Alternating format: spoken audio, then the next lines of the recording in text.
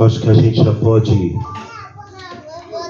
sair daqui com a certeza que Deus não desiste de nós. E sabe o que é mais bonito? É que se você começa um casamento, você sempre coloca condições, não é? Tudo que a gente vai fazer tem uma condição. Se não for assim, eu não quero. Se não for desse jeito, eu não continuo. Se a igreja não for assim, eu também não vou. Se o pastor não pregar assado, eu também não quero. E Deus não põe condição nenhuma para continuar do nosso lado.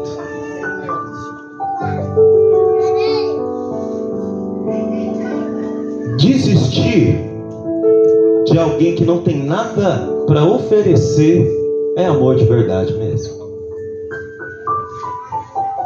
Às vezes a gente investe muita saúde e tempo em situações que sempre vão nos dar retorno. E não vamos falar que é mentira, porque é verdade. Ninguém investe nada na vida se não for para ter algum retorno. E Deus? Quando Ele me encontrou, quando Ele te encontrou, o que você tinha para oferecer? Para ser um pouquinho difícil nas palavras, Aristóteles vai dizer que o humano ele é dividido em duas partes. A primeira parte é potência, ou seja, o que ele ainda vai ser. E a outra é o ato, é o quando ele é. Então, Jesus é o único que continua olhando para nós com um olhar de potência. Me explica melhor, pastor, eu vou te explicar. Ele olha para você e ele não nega a tua realidade. Ele não nega o quão quebrado, o quão sujo, o quão necessitado você está. Mas ele olha com um olhar de potência. Está assim agora, mas lá na frente vai ser diferente. Aleluia! Todos nós somos assim. Um dia olharam para nós não tínhamos nada. Mas Ele nos olhou e disse, vai ser alguma coisa. Aleluia! E nesta noite, que ninguém aqui saia decepcionado, porque você não correspondeu à expectativa do outro. Você não tem obrigação de corresponder à expectativa de ninguém. E quando você coloca expectativa em alguém, já é um convite a se decepcionar. Se preocupe em corresponder ao que Deus quer da sua vida, porque isso é o melhor para nós. Convido os irmãos a ficarem de pé e pegar o Evangelho de João, capítulo 4. E só um versículo que nós vamos meditar. Aliás, esse versículo vai ser a porta aberta para nós meditarmos coisas bem profundas acerca da palavra. Eu peço perdão para os irmãos que minha voz está bem. Hoje eu estou meio doente, mas posso estar doente, mas a palavra que a gente anuncia é uma palavra de cura. Glória a Deus, amém? João capítulo 4, apenas o versículo 8. Pastor, estou sem Bíblia. Fica do lado da pessoa bonita que está do seu lado. Não tem a Bíblia física, abre no celular. Mas não perde a oportunidade de partilhar a palavra. Amém? E neste momento, nosso Deus é ciumento. Total atenção à palavra de Deus. Depois de ler, você vai fechar ela? Não. Você vai ficar com a Bíblia aberta, porque nós vamos continuar meditando. Tá bom? Agora não é hora de falar no celular, não é hora de falar com o amigo do lado, porque Deus quer falar com você. Amém? João capítulo 4, versículo 8. Porque os seus discípulos tinham ido à cidade comprar comida. Olha aí, só isso. Então você pode repetir comigo, sim ou não? Sim. Porque os seus discípulos tinham ido.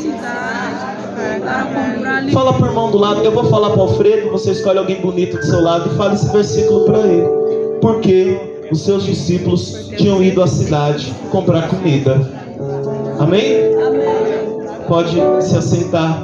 Feche seus olhos e vamos orar. Os irmãos ficam felizes, né? Que não leu muito. Glória a Deus. Mas o melhor está por vir. Fala para o irmão, o melhor está por vir. Amém? Feche seus olhos, igreja linda. Deus, nós te agradecemos, ó Pai, porque nós somos fruto da tua decisão de não desistir de nós. Obrigado, Senhor, porque sempre quando queremos desistir, o Senhor nos dá N motivos, ó Pai, para permanecer.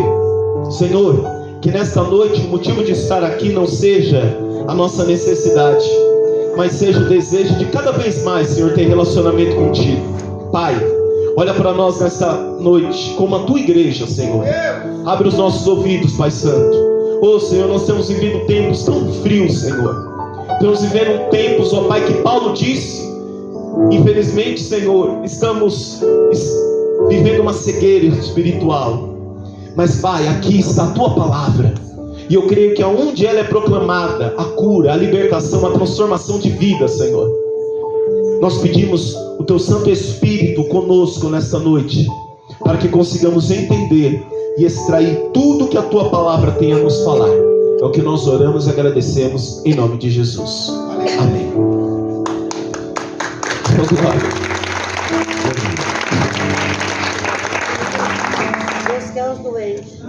Oh, glória.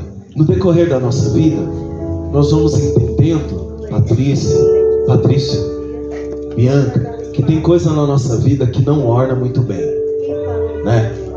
Tem coisas que não combinam. São coisas que a gente nem precisa que alguém venha nos ensinar, mas a nossa vida mesmo vai mostrando que tem coisas que no nosso decorrer não combinam. É como se fosse um móvel que você coloca na sua casa. Principalmente mulheres, tem muito disso, né? Não sei se as mulheres aqui escolhem a cor das coisas da cozinha. Tem mulher que gosta de tudo vermelho, tudo preto. Aí tem umas que tem mais dinheiro, fala que era tudo de inox, né? Mas tem dinheiro. Aí quando menos espera, coloca alguma peça ali que não orna com aquilo.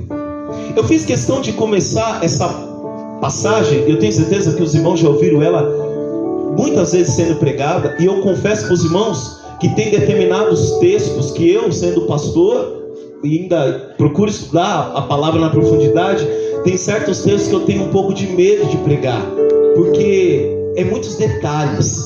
E esse texto é o texto da mulher samaritana. Texto esse que o meu pastor Rafael já pregou ele maravilhosamente bem. Eu já vi ele pregando várias vezes.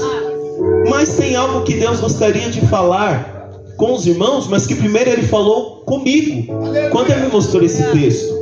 Porque engana-se você que o pregador é apenas aquele que vai ensinar. Não, o pregador ele primeiro aprende para depois ensinar. É verdade. Ou seja, se nós não temos um encontro primário com a palavra, não tem como nós transmitirmos algo. O início do evangelho de Lucas vai dizer, Lucas está escrevendo para Teófilo, o mesmo Teófilo que aparece no início do livro de Atos dos Apóstolos. Alguns estudiosos vão dizer que Teófilo pode ser uma nomenclatura para mim e para você. Outros vão dizer que Teófilo foi uma pessoa, e eu creio que ela foi uma pessoa porque Lucas escreve ao excelentíssimo Teófilo. Mas tem um dado muito importante ali no início do livro de Lucas, que ele disse que ele teve preocupação, Carla, de anotar tudo o que Jesus fez e ensinou. Oh, que coisa interessante. Lucas não anotou somente um homem que fez feitos, mas ele anotou alguém que teve paciência de ensinar.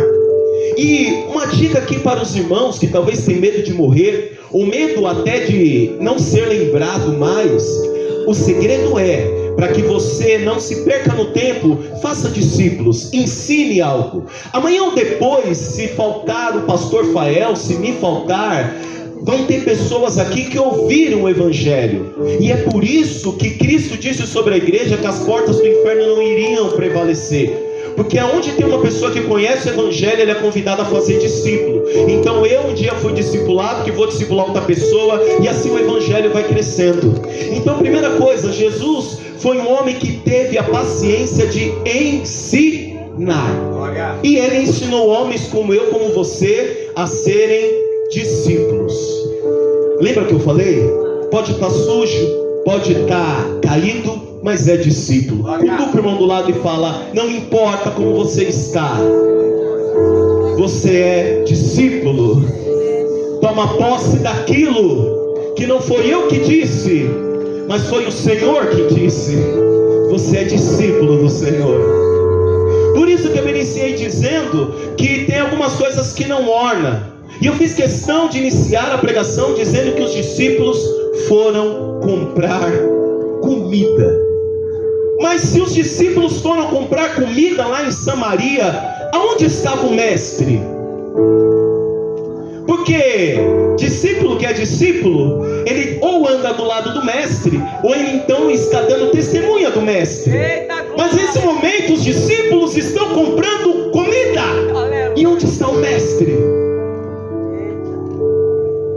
Para ficar um pouquinho difícil, existe um fenômeno na gramática chamado intertextualidade. Significa quando um autor fala e usa um texto que já foi escrito. Foi justamente o que acontece em Lucas capítulo 4, que vai dizer que Jesus entra numa sinagoga, lugar de oração ou lugar de religiosidade. Tem diferença. Mas naquele dia, Bianca, Jesus entra num lugar de religiosidade e dão para ele um livro do profeta Isaías, que é justamente o capítulo 61.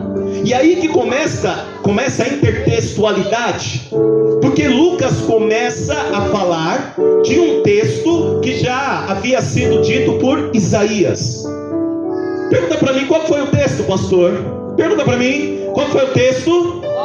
Qual foi o texto, pastor? O texto é simples. Vai dizer que o Espírito do Senhor está sobre mim. Agora eu convido a igreja a fazer isso. O Espírito do Senhor está sobre mim. Quando Jesus lê aquele texto, e aí eu volto a mais uma regra da gramática, que o texto não é um amontoado de palavras.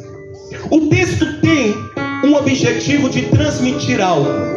Só que o texto por si só, sem alguém que não leia ele não tem fundamento algum e necessidade alguma. A necessidade do texto é quando encontra alguém. Por isso, querido, a Bíblia aberta no Salmo 91 em cima da tua mesa não vai ter efeito nenhum. Ela precisa entrar em contato com você para ela se tornar viva. Então o texto ele é escrito para transmitir algo. Quem lê, entende, recebe. Então naquele momento Isaías estava dizendo que o Espírito do Senhor estava sobre ele. Depois no Novo Testamento nós vemos o próprio Jesus dizendo: o Espírito do Senhor está sobre mim. Então, se aquele que lê toma posse, eu convido a igreja hoje não somente ler esse texto, mas tomar posse e dizer: o Espírito do Senhor está sobre mim. Diga mais uma vez: o Espírito do Senhor está sobre mim. Se a igreja puder, pega lá, pega comigo Isaías 61. Glória a Deus. Os irmãos vão entender. Não esqueçam, os discípulos foram na cidade fazer o quê?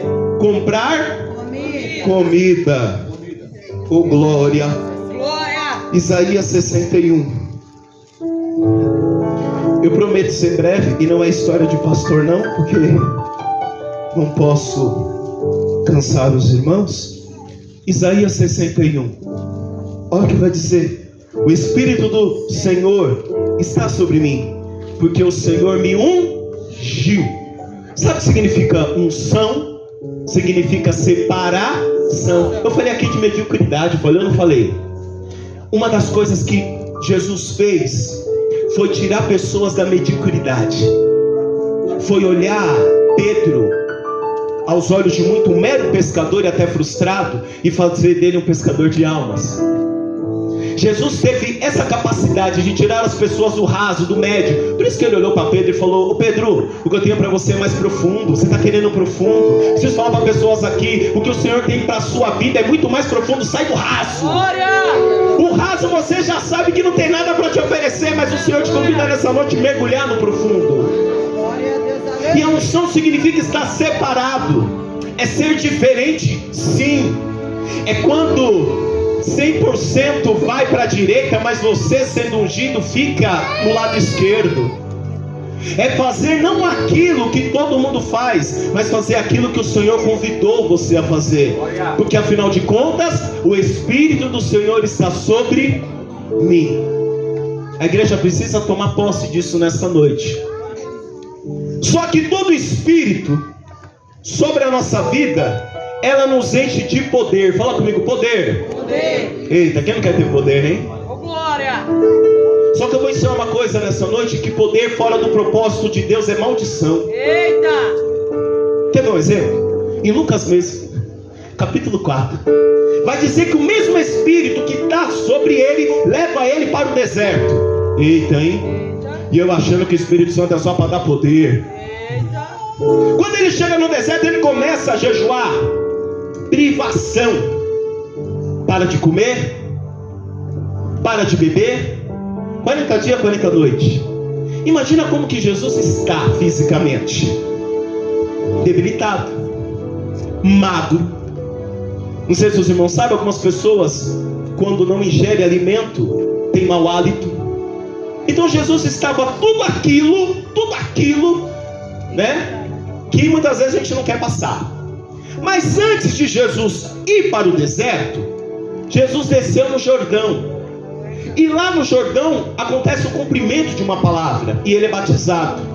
Quando ele é batizado, irmã Bianca, vem uma voz do céu e diz: este é o meu filho amado. Aleluia. Querido, não se preocupe se o vizinho da direita e da esquerda não te considera como filho. Eita. O Senhor já te adotou, é isso que importa. Às vezes a opinião popular serve só para te tirar do foco. Se Deus já te chamou de filho, é o que basta. Oh, glória. Ele é batizado e vem uma voz do céu, e todo mundo o reconhece como filho. Está lá Jesus agora, levado pelo mesmo Espírito. Quando ele está no deserto, quem que vem perto dele? Satanás.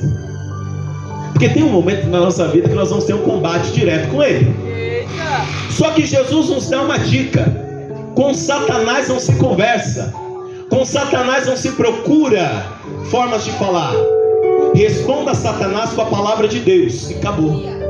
Tem muita gente querendo fazer guerra com o inimigo e se esquece que a nossa força para lutar com o inimigo não é nossa, é de Deus. Oh, glória. Guarda isso. Eu vejo irmãos falando assim: não, comigo é assim, eu chuto a cara do cão, eu faço e acontece. Meu querido, a nossa proteção vem do Senhor. Baixa um pouquinho a bola. Jó, Satanás ainda disse para Deus: é óbvio que ele vai te adorar. Você dá tudo para ele, ainda coloca um muro de proteção em torno dele. Mas voltando para o deserto, Satanás vê Jesus raquítico, com fome, com sede, deve estar com os olhos no fundo. E aí ele começa um diálogo com Jesus. Ô Jesus, se você é filho de Deus, transforma essas pedras em pão. Eita. Tipo querendo dizer: olha, se você realmente é aquele que Deus diz que você é, se realmente o Espírito do Senhor está sobre a tua vida e você tem poder, transforma essas pedras aí, faz um bem para você. E aí Jesus responde ele com a palavra: nem só de pão viverá o homem, mas de toda a palavra que sai da boca de Deus. Sabe o que isso significa? Que o fato de nós sermos reconhecidos como filho de Deus não quer dizer que nós não vamos passar privações. Mas entrou uma mentalidade demoníaca dentro da igreja, dizendo que cristão não pode passar por dificuldade, que cristão não pode passar por problema. Que é isso? Você é crente e está nessa situação? Eu estou nessa peleja, mas é meu Deus que luta por mim. Eu estou nessa peleja, mas é Ele que me coloca a armadura. Eu estou nessa peleja e é Ele que me manda descer no arraial, sim ou não? Então vamos entender que poder fora do propósito do Senhor é maldição. Jesus tinha poder? Tinha. Mas ele não veio para transformar pedra em pão. Isso é exibicionismo. Eita! Ele não veio para ficar fazendo mágica na frente das pessoas, porque isso seria show. Deve ser por isso que hoje as igrejas estão lotadas de pessoas querendo ver exibicionismo. E Deus não veio para fazer da unção sobre a vida dele de exibicionismo. Ele veio para curar. Ele veio para transformar vidas. Aleluia! Aliás, eu pergunto mais uma vez: os discípulos foram à cidade comprar o quê? Alimento, né? Comida, necessidade. Às vezes a igreja se perde muito buscando matar a sua fome. A igreja ainda não entendeu que a nossa fome não é de pão. A igreja ainda não entendeu que a nossa fome não é de posse. A igreja não entendeu ainda isso. Tem um poder sobre a vida de Jesus, e nesse momento ele começa a colocá-lo em prática. É interessante que a leitura de João, no capítulo 4 e no versículo 4, lê comigo, pega comigo João 4:4. Fácil de decorar, né? João 4:4. Mais uma vez, João. Uma dica do pastor, quem gosta de decorar versículos, é simples. É só você falar o capítulo, versículo 15 vezes. É o tempo que a sua mente precisa para decorar. Decorar, viver a vida inteira, tá bom? Decorar tá fácil, né? Em João 4:4 ele disse assim: era necessário passar por Samaria. Minha Bíblia está escrito, só na minha ou na de vocês sempre está escrito? Era necessário passar por Samaria. Aí eu gosto agora de me ater na palavra necessário. Jesus era 100% Deus, ou ele era 50% Deus e 50% homem? Eu vou fazer uma pergunta, eu quero que a igreja responda, tudo bem? Quem acha que Jesus era 50% Deus, 50% homem, levanta a mão. Eita, teve gente que vai levantar. Quem acha que Jesus era 100% Deus, levanta a mão. Glória! Quem acha que Jesus era 100% homem, levanta a mão. Agora, quem acha que Jesus era 100% Deus e 100% homem, levanta a mão. Não entendi. Existe um fenômeno chamado dualidade. Sim, isso mesmo. Jesus era 100% Deus e 100% homem. Jesus chorou? Capacidade humana. Jesus sentiu ira? Sim, capacidade humana. Jesus chorou a morte do seu amigo? Sim, então ele tinha amizade, capacidade humana. Então Jesus, ele era 100% Deus e 100% divino. Por quê? Porque o evangelho, ele não é pregado para seres celestiais e nem anjos. O evangelho de Deus é pregado para seres humanos. Por isso que o Vitor trouxe a palavra pela unção do Espírito, dizendo que nosso Deus Jesus, ele não se usurpou, ele não se preocupou com o poder, ele não se preocupou com a realeza dele, mas ele se fez homem, porque o homem precisava ver a manifestação de Deus. O grande problema é que às vezes a gente acha que está pregando o evangelho para seres celestiais. O evangelho foi feito para pregar para homens com dificuldades, com problemas. Amém, igreja? E quando eu leio aqui, era necessário, então eu posso dizer que Jesus, sendo Deus, tinha uma necessidade? Sim. Claro. Mas por que ele vai dizer que era necessário passar por Samaria? Ontem nós tivemos uma aula com um pastor chamado Ricardo Bitum, e ele fez uma missão em Jerusalém para evangelizar judeu. Gente, não sei se os irmãos entendem o que eu estou querendo dizer. É você falar de Jesus para alguém que não aceita Cristo, judeu. Aí ele contando a história, que quando passou um carro, ele foi entregar um folheto escrito em hebraico, falando de Jesus. E quando ele se aproximou, ele colocou a mão aqui na cabeça. Vocês já viram que os judeus usam o quepá, né? Porque não pode falar o nome de Deus com a cabeça descoberta. Então ele bateu no vidro, né? Mito, nem bateu no vidro. Parou lá o carro passou, ele cobriu a cabeça e entregou um folhetinho falando de Jesus. O judeu pegou o folhetinho, rasgou, jogou no chão e ainda cuspiu. Nem tocou. Por quê? Determinados lugares que o judeu fosse, determinadas comidas que o judeu comesse, era como se ele ficasse impuro. E para toda impureza ele tinha que passar por um ritual para tirar toda a impureza dele. E Samaria era um lugar aonde judeu não passava. Aliás, havia uma rixa histórica de samaritanos com judeus. Não sei se os irmãos perceberam que mesmo em meio à rincha, à briga, Jesus continua dizendo: é necessário ir lá. Tem alguém ali que eu preciso salvar.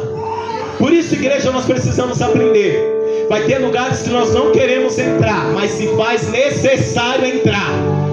Se Se o seu objetivo for colocar em prática essa unção que você diz ter sobre a tua vida.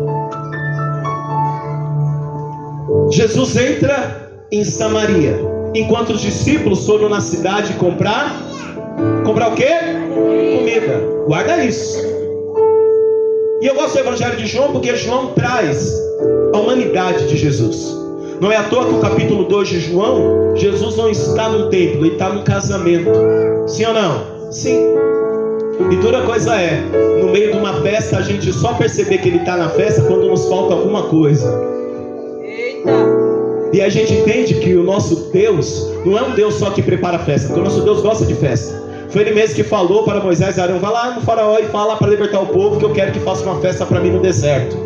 Nosso Deus é doido, né? Porque festa no deserto só tem areia. Mas não se preocupa, quando Deus está no negócio, tem festa até no deserto. Tem provisão na nossa vida onde não achavam que ia ter. E o que acontece? Jesus, no mesmo Evangelho de João, ali tem peculiaridades, ali tem coisas profundas, mostrando um Deus que andou no meio dos homens e ensinou os homens. Jesus chega e pergunta para aquela mulher se ela tem um pouco de água para dar. Olha aí, necessidade. E agora Jesus mostra um outro lado humano dele, sede. Você acha que alguém 100% Deus teria sede? Não. E aí ele começa um diálogo, uma conversa. Você tem um pouco de água para me dar? Lembra que no início do culto eu fiz a pergunta: quando olham para você, o que será que as pessoas esperam receber? E eu te pergunto nessa noite: o que você tem para dar para o Senhor nessa noite? Veja a delicadeza de Jesus. Ele está numa terra que não era para ele estar lá, falando com uma mulher, coisa que ele não podia fazer. Um judeu ser visto falando com uma mulher sozinho. E ele começa de forma bem simples: você tem um pouco de água para me dar? E aí eu vejo que nós como igreja precisamos aprender muito no evangelizar.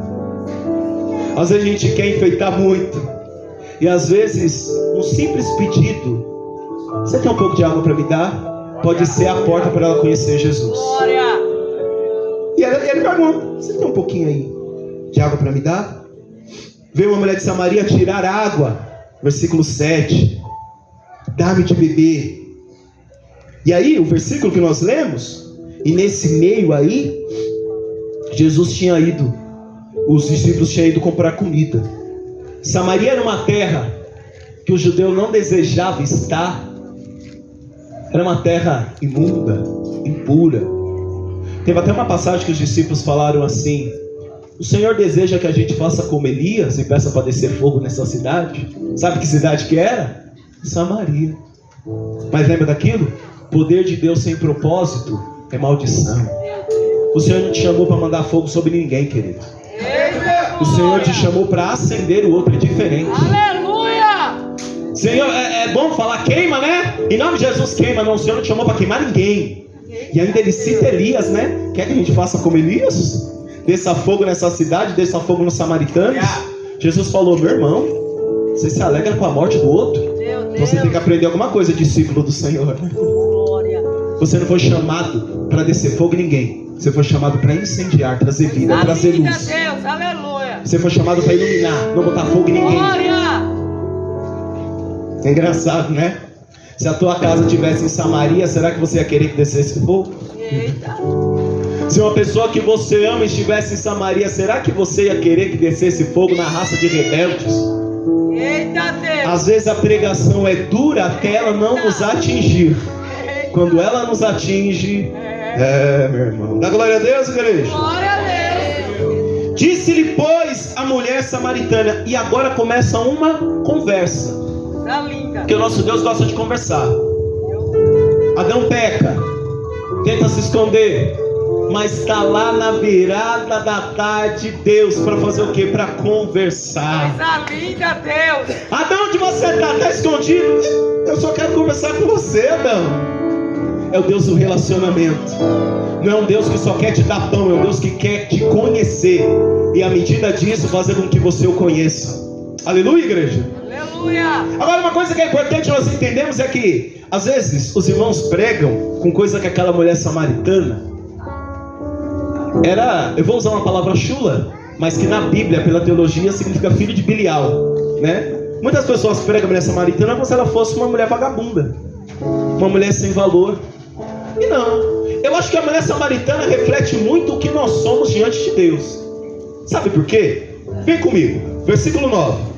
Disse-lhe, pois, a mulher: como sendo tu judeu, me pedes de beber a mim, que sou mulher samaritana? Oh, deixa eu falar uma coisa. Jesus não está perguntando de onde você veio, nem quais são as suas raízes e a sua história. Ele só está te fazendo uma pergunta. O problema na nossa vida é que às vezes a gente fica sempre no modo alerta, né? Sempre com uma espada pronta, sempre com um argumento para debater o outro. Sabe aquela pessoa que não prioriza a conversa, sempre quer ter uma resposta, acha que a conversa é sempre de lacrar? Ei, com Jesus não adianta você querer lacrar, não, ele já sabe toda a tua vida. Jesus chegou para falar com a samaritana de uma forma assim, para começar uma conversa ali. Agora que você me pedir para mim que não sei o que, você acha que Deus está ligando para a tua patente? Você acha que Deus está ligando para o teu diploma? Você acha que Deus está ligando para o de filho que você é? Nós servimos o Deus que fez o céu e a terra. Servimos o Deus que é dono do ouro e da prata, que todo joelho se dobra diante dele. Você acha que ele baixa a cabeça para a tua patente? Como sendo tu judeu, pedes de beber a mim, que sou mulher samaritana? Oh, mulher cheia de problema. Essa mulher tinha problema na vida sentimental. Essa mulher tinha problema na história dela, ela não era bem resolvida. Essa mulher tinha problema com a história dela, porque antes que Jesus chegasse com uma palavra de libertação, ela já estava colocando barreira. Mas nesta noite, em nome do Senhor Jesus, toda barreira para que a palavra do Senhor de Deus seja pregada já está caindo por terra em nome de Jesus. Quebra a barreira aí, meu irmão, nessa noite. Quebra a barreira nessa noite. Glória. E aí Jesus diz, versículo 10: se tu conheceras o dom de Deus, e quem é o que te diz, dá-me de beber, tu pedirias, e ele te daria água viva. Ali ele já estava falando: ó, mulher, o que eu tenho para te dar é muito mais profundo. Obrigado, Deus. O que eu tenho para te dar não está parado numa cisterna. Aleluia. Deixa eu te falar, crente, você não foi chamado para correr atrás do poço, da hora marcada, do dia marcado da manifestação, não. Você foi chamado para carregar uma fonte de água viva sobre a tua vida. Aleluia. Sabe por que às vezes a gente vê crente pulando de igreja em igreja? Porque está atrás de poço. E poço, querendo ou não, é água parada. Corre atrás da fonte. Aleluia. Corre atrás daquele que aonde estiver, ele tem água para beber. E essa mulher continua. Disse-lhe a mulher: Senhor, tu não tens com que tirar, e o poço é fundo, onde pois tem água viva. Essa mulher tinha problema até na vida dela de trabalho. Tem gente que acha, meu irmão Vitor, que vida com Deus, plenitude com Deus, é uma corda grande e um balde com a boca bem grande para encher de água e não ter que voltar por um poço. Ou seja, aquela mulher achou que o relacionamento dela com Jesus seria simplesmente algo para ela ter que parar de ir lá pegar água naquele horário. É a pessoa que entra na igreja achando que é dentro da igreja que Deus tem que dar o melhor emprego, a melhor condição. Meu Deus.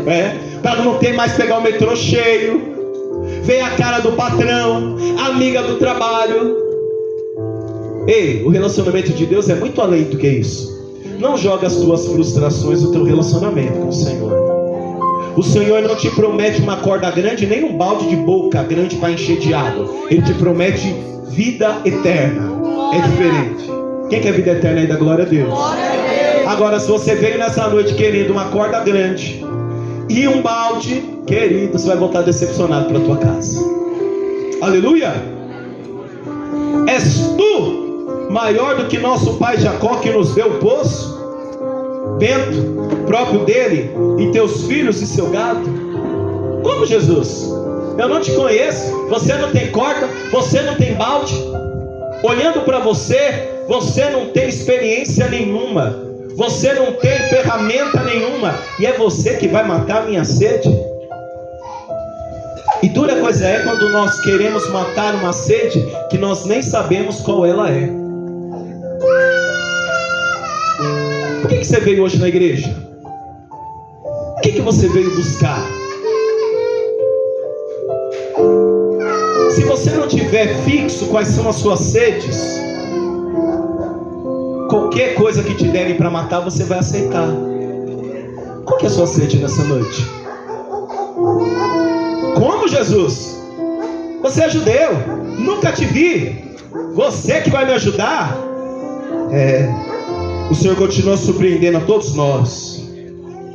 E aí Jesus mais uma vez fala, com paciência, é uma conversa, né? Deus está falando nessa noite, irmãos. Qualquer que beber desta água tornará a ter sede. Sabe por que toda vez aquela mulher no meio ali do dia ia pegar água? Porque ela bebia água e a sede voltava. E muitas vezes somos nós assim.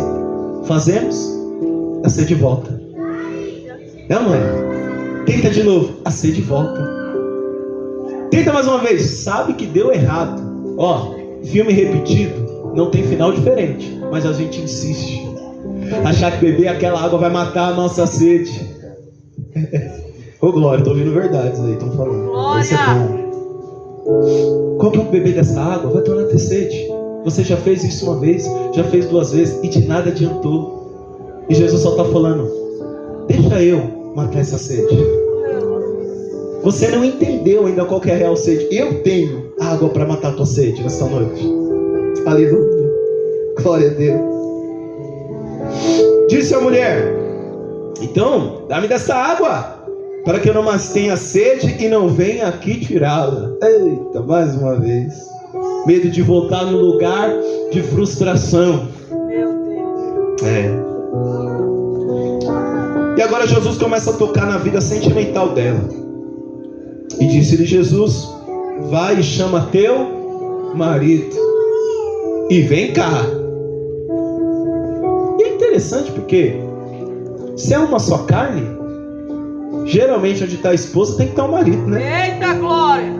Não adianta você vir sozinho não. Deus também quer o teu marido, a tua esposa aqui. Aleluia! Traz ele.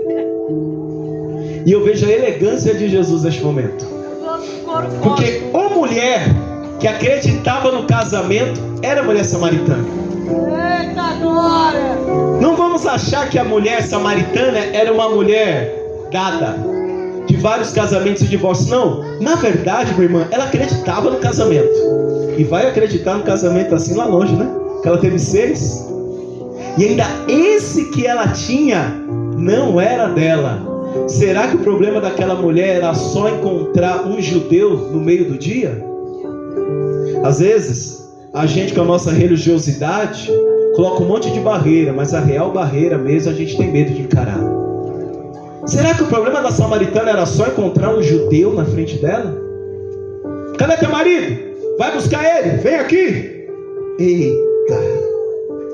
E a mulher respondeu, versículo 17, não tenho marido. Disse-lhe Jesus, disseste bem, não tenho marido.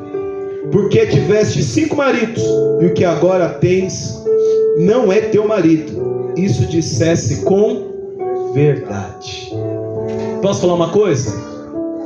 O fato de estar com você não quer dizer que você é o dono. Tá bom? Não queira pegar o que não é teu. Eu estou falando sério mesmo. Não quero um marido que não é teu, a esposa que não é tua. Não foi confiada a você, nunca será teu. Não era para ser seu. Pastor, ora aqui por mim. É um homem tão bom. O único problema é que ele é casado. O problema é do marido, não, o problema é seu. Ora, mas ela é tão boa, mas ela prometeu que vai terminar o casamento para ficar comigo. Oh meu Deus. Você acha que Deus vai acabar com uma família para montar outra? Ô bonitinha, bonitinho do Senhor, você acha mesmo que você é o privilegiado? Que Deus vai destruir uma das coisas que Ele mais ama, que é a família, para montar outra, só para o seu belo prazer? Eita Deus! E nisso ela disse, né? Disseste bem. Esse também não é teu. Enquanto nós queremos o que é do outro, a gente perde a oportunidade de viver o que Deus preparou para a nossa vida. Deus. Para de correr querendo o que não é teu. Você só vai se cansar. E não pensa que Deus está nesse negócio porque Ele não está. Eita glória! Não está. Agora, se Deus está falando para pregar essa palavra da samaritana para a igreja, o evangelho não foi feito para ser pregado para anjos, é para seres humanos. Aleluia! E precisa ouvir. Não é teu. Abre mão, larga. Ele vai voltar para o lugar dele, ela vai voltar para o lugar dela. Não se preocupa, tá bom? Se Deus uniu ela com outra pessoa, se você terminar com ele, não tem esse papo, eu vou morrer porque você vai me largar. Para com isso, né? É muita fragilidade, é muita, né, falta de estrutura. Não é teu, nunca será teu. Abre mão. Espero que o Senhor tem para você. Aleluia. Aleluia, igreja. Glória a Deus, igreja. Glória a Deus. E disse-lhe a mulher: Senhor, vejo que é um profeta. Dura coisa é quando a gente precisa que um profeta coloque o dedo na nossa cara para mostrar que a gente não está tão bem assim não. Eita! Que a gente não é tão adorador assim não. Porque daqui a pouco, pastor, ela começa numa discussão qual lugar ela deveria adorar. A mulher está com a vida destruída, vida sentimental destruída, o trabalho dela destruído, mas ainda ela está preocupada qual que é o lugar de adoração. E que adoração é essa com o marido do outro? Que adoração é essa que você pode estar cansado do seu dia a dia?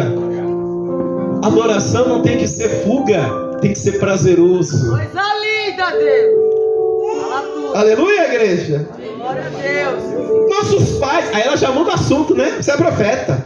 Nossos pais adoraram neste monte, e vós dizei que é em Jerusalém um lugar onde se deve adorar. O Senhor querendo conversar com aquela mulher, mas ela só jogando o conflito para cima dele. Agora o conflito religioso.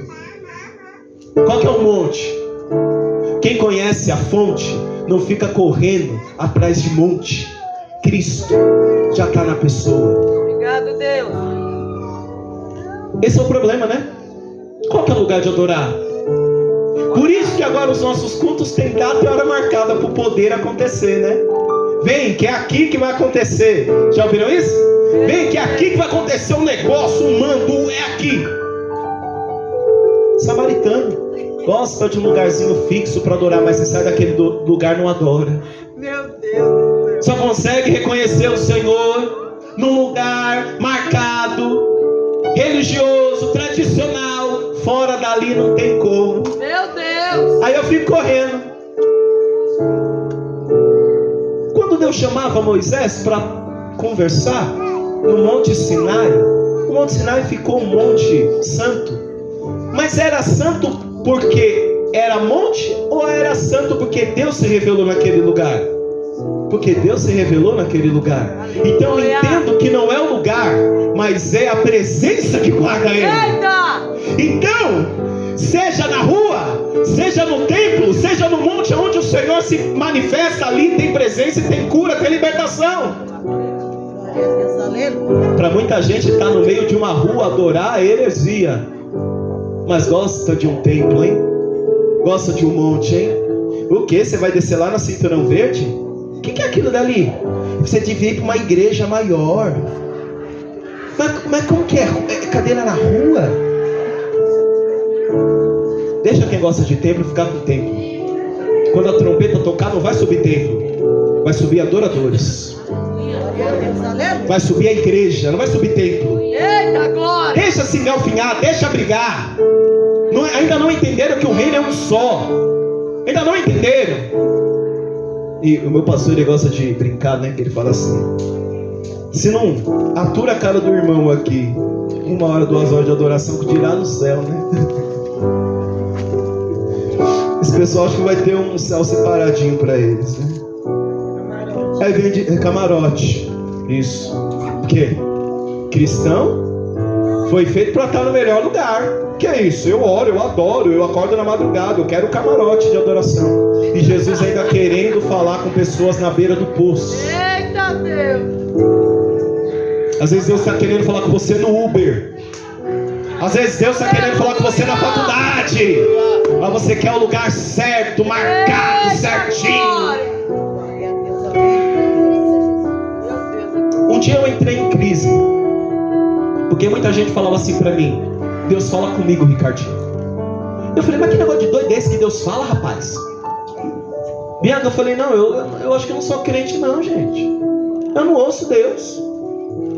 Aí tem uma vez que um rapaz chegou pra mim e falou assim: a voz de Deus, ela é suave. E às vezes a gente acha que a voz de Deus vai vir acompanhada de trombetas, de raio laser, shows pirotécnicos, porque é isso que fazem, né? Vem, que é hoje, aqueles cartazes bem assim, a pessoa bem gladiador no cartaz, eu não sei, eu não entendo aquilo, né? Coloca a pessoa bem imponente assim, com coisa que a pessoa que vai fazer. Mas enfim. Aí eu fiquei pensando que a voz de Deus, meus irmãos, ela é tão suave que um dia ela despertou um adolescente que estava dormindo no templo. E quando ele ouvia a voz do Senhor, Samuel, a voz era tão suave, Bianca, que ele acordava e ia perguntar para Eli se era Eli que estava chamando ele. Eu falei: essa voz é muito suave mesmo, e ela é natural, é do dia a dia.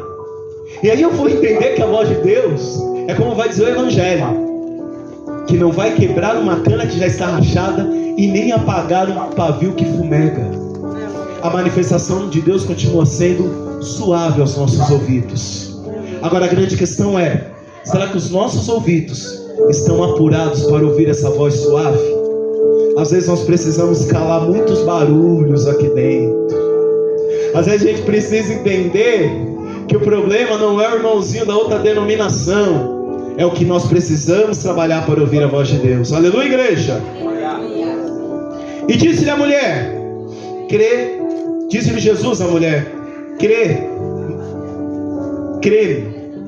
que a hora vem e que neste monte e nem Jerusalém adoreis o Pai.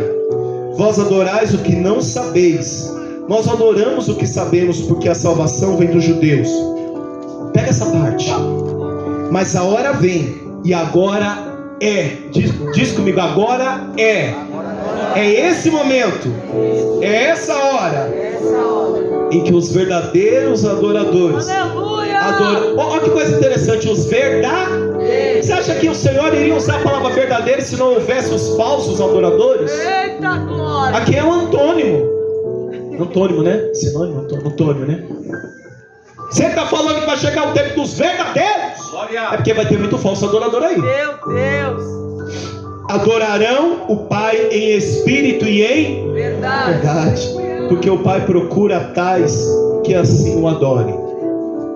O Senhor ainda procura pessoas que adorem Ele de verdade. É lavando a louça e adorando. É lá no Uber e adorando a Deus. É estudando e adorando. Não espere a oportunidade de dobrar os joelhos na ânsia de ter um terremoto. Quem adora no dia a dia, adora na caverna do leão, adora na fornalha, adora preso.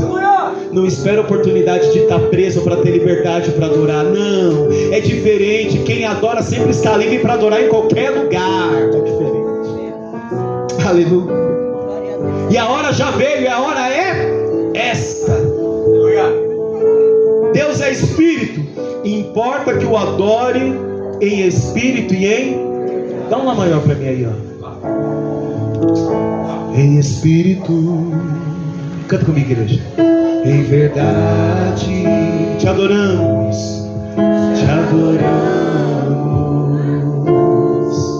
te adoramos. Em espírito, em espírito, em verdade. Eita Deus, te adoramos, te adoramos, te adoramos. Você pode declarar: Rei dos Reis, Rei dos Reis, aleluia, e Senhor te entregamos nosso viver,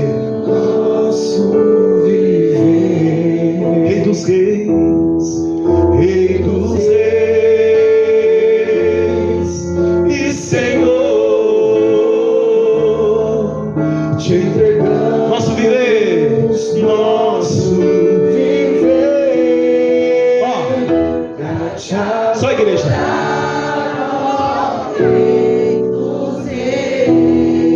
Foi que eu nasci.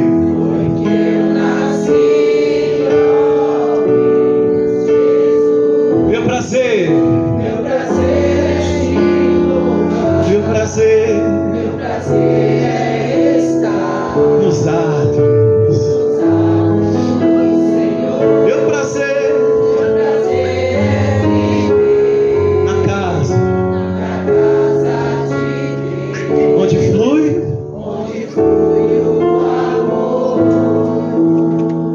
Você acabou de cantar que o seu prazer é adorar o Senhor. Hoje o culto está confirmando tudo, né? Não é o que Ele pode me dar, é o Senhor é meu pastor e de nada tenho falta. Porque meu prazer já se cumpre em te adorar, Senhor.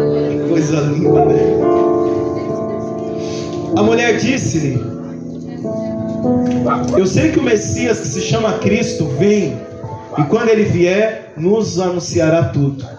E aí Jesus lhe disse: eu sou. Interessante, né? Quando Moisés chega e vê ali uma sarça pegando fogo, e ali acontece um diálogo mais uma vez, ele preocupado, porque ele não vai falar com qualquer pessoa, ele vai falar com o faraó, e ele diz: mas eu vou no nome de quem? A perna treme, né? Você vai falar com autoridade. Aí Deus fala: não precisa falar o nome não, só diga que eu sou. Quando você lê eu sou, ele nunca fica no passado, é ele eu sou, nunca é eu fui ou eu serei. Isso para ensinar para aquele povo que toda vez que aquele povo precisasse, em meio ao deserto, comer, era para olhar para o Senhor e ele dizer: eu sou o alimento. Está me faltando segurança, lembra do eu sou. Cristo, Deus, eu sou a tua segurança. O eu sou é presente, não é passado e nem futuro, é o agora. Eu sou. E como é que Jesus responde àquela mulher no poço? Eu sou. Está com sede, mulher? Eu sou aquele que te sacia. Está com problema na tua vida sentimental? Eu sou aquele que vai te ajudar. Está com dificuldade? Eu sou. Aleluia. E eu sou está aqui nesta noite. Glória a Deus. Sou eu que falo contigo.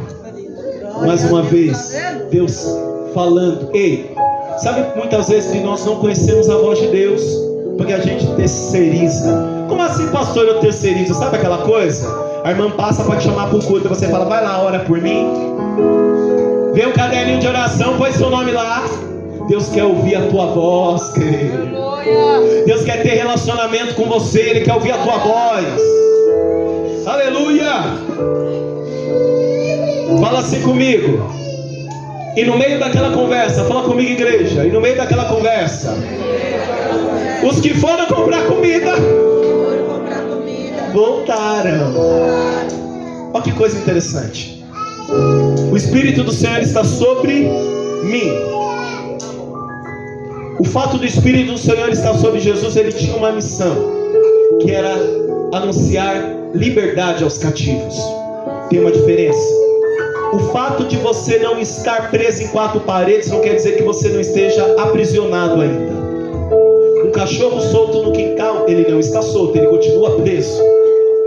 Muitas pessoas não estão com bola no pé, corrente, presas em cárceres, mas as suas mentes continuam aprisionadas. Aí entra o poder do Espírito Santo. Não pense que o Espírito Santo quer libertar você no externo, não, ele quer te libertar no interior, porque é aí que se encontram os seus conflitos, os seus medos, aquilo que você não consegue lutar sozinho. Então é aí que o Senhor quer libertar. Aleluia. Os discípulos voltam, porque afinal eles tinham ido comprar comida, e eles veem Jesus conversando com uma mulher. e achou até estranho, né? Nossa, Jesus falando com uma mulher. É normal, pastor. Tem gente que acha estranho nós pastores conversar com o usuário de crack, com a menina que está na esquina.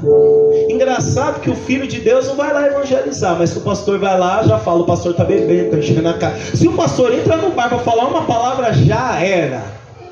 É porque tem muito crente que acha que ele é chamado apenas para ir nas cidades comprar comida. Agora, eles não eram discípulos e foram comprar comida? Estão preocupados só com a própria barriga, né? Com a própria fome. E aquela mulher, desculpa dizer, que se dane, ela é samaritana. Não é raça eleita. Quero saber. Importante é ir lá comprar comida. Aquela mulher samaritana, depois que ela encontra o Senhor, ela vai para a cidade e anuncia Jesus. Só que os discípulos, pastor, estavam voltando da cidade. E falou de Jesus? Não. Que coisa interessante. Aqueles que foram escolhidos a dedo, foi na cidade só para matar a fome. Mas aquela mulher que ninguém esperava nada, ouviu Jesus e foi anunciar Jesus. Nessa noite eu te pergunto: você é um discípulo que quando chega em determinado lugar procura uma forma primeiro de se manter? Já ouviu isso? Não, primeiro eu vou me manter, primeiro eu vou me formar, eu vou casar, depois eu faço a obra, né? Desculpa de muito crente hoje não fazer a obra porque falta estrutura, falta um som bom, microfone bom, teclado bom, o púlpito bom, a cadeira boa, com coisa que você é muito bom, né? E aí, volta com a barriga cheia, mas não cumpre o chamado de ser discípulo. O poder de Deus, como eu disse, fora do propósito ao qual foi chamado, é maldição. Agora vem para mim aqui, naquele dia, meu irmão, e eu encerro aqui. Quem evangelizou? Os discípulos ou a samaritana? Fala com vontade, igreja. Quem evangelizou? Os discípulos, escolhido a dedo, ou a samaritana? A gente tem que aprender muita coisa. Mas naquele dia aquela mulher, ela teve uma grande vitória. Tem uma garrafa de água aí? Garrafinha de água? Tem? Então, traz o copo aqui. Vem cá, Rodrigo. Não, vem você. Pega esse daqui, meu filho.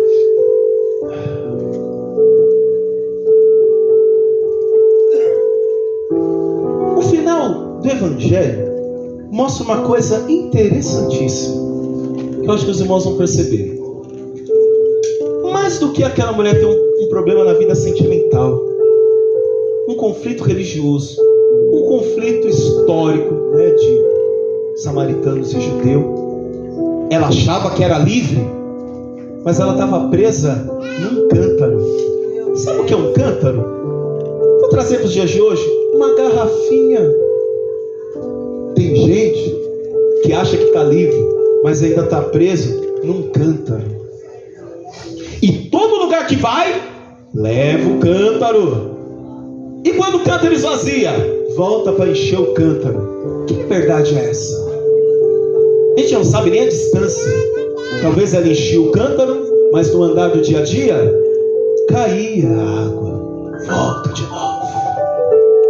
Aquele dia a liberdade não foi apenas ouvir que ele era profeta e ter todas as revelações.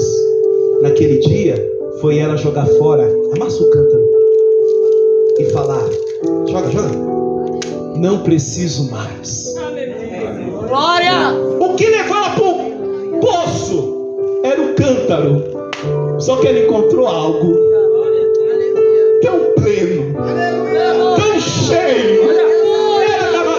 Que ela falou: até esqueci do cântaro.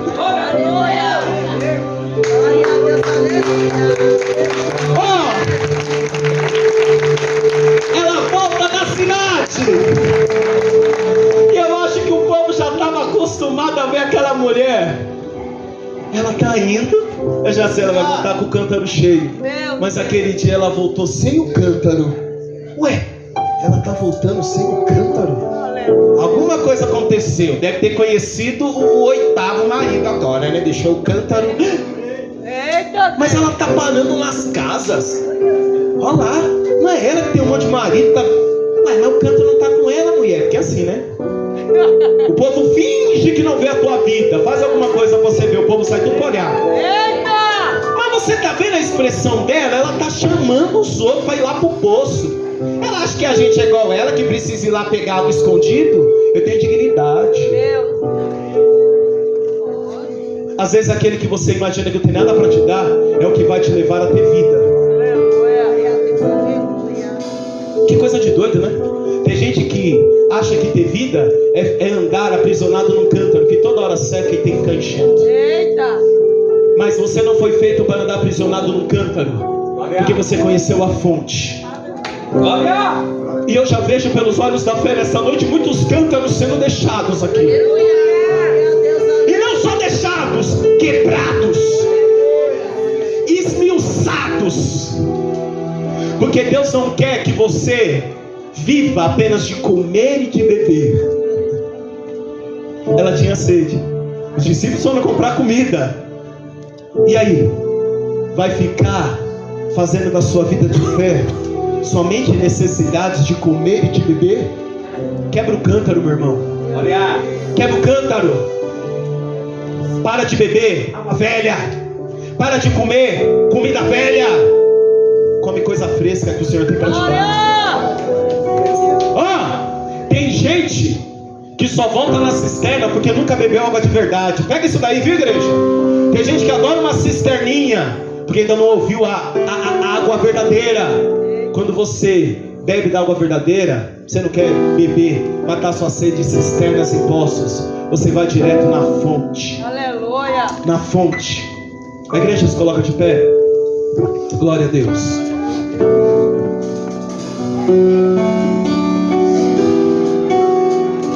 Ergue sua mão mais alto que você puder. Diz: Senhor, eu também não sou diferente daquela mulher. Eu também carrego traumas, medos, necessidades. Quantas são as vezes, Senhor, que eu ando em posse de um cântaro, na ânsia de sempre vê-lo cheio, mas eu sempre me frustro, Senhor, porque a todo momento ele se encontra vazio. Mas nesta noite, Senhor, eu encontrei a fonte, a água viva, aonde eu posso beber. Senhor, vamos fazer algo nesta noite. Eu já quero te entregar o cântaro da minha vida nas tuas mãos. Sabe que eu estou falando isso, igreja? Presta atenção aqui. Porque quantas são as vezes que nós entregamos o cântaro, mas passa 2 dias, 2 meses, a gente vai lá e busca o cântaro de novo. Tem gente que não consegue viver sem o cântaro. Tem gente que acha que viver, porque sem o cântaro a vida já não tem razão e não tem sentido. Mas essa noite Deus quer dar um novo sentido. Então você vai falar assim pro Senhor: Senhor, pega esse cântaro e leva contigo, Senhor, para que eu não tenha nem a tentação de querer buscar ele, porque eu já encontrei a fonte, que é Cristo